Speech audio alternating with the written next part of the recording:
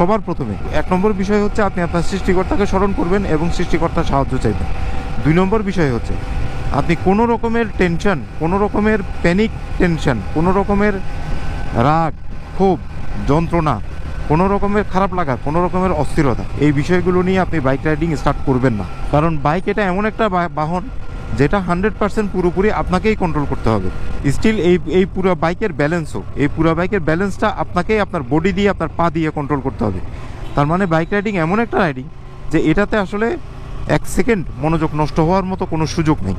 তো সেজন্য সবার প্রথমে আপনার মনটাকে স্থির রাখতে হবে। কোনো রকমের রাগ, ক্ষোভ, যন্ত্রণা, কোনো রকমের মারাত্মক অস্থিরতা এরকম আমাদের জীবনে আসে অফিসের কারণে, পারিবারিক কারণে। অনেক সময় আমরা খুব টেন্স থাকি, খুব পেইনের মধ্যে থাকি, কি করব না কি করব দিশকুল পাই না, অনেক সময় অনেক কিছু রেগুলার কাজই ভুলে যাই। ওই ধরনের অবস্থায় আপনি অবশ্যই বাইক রাইড করবেন না।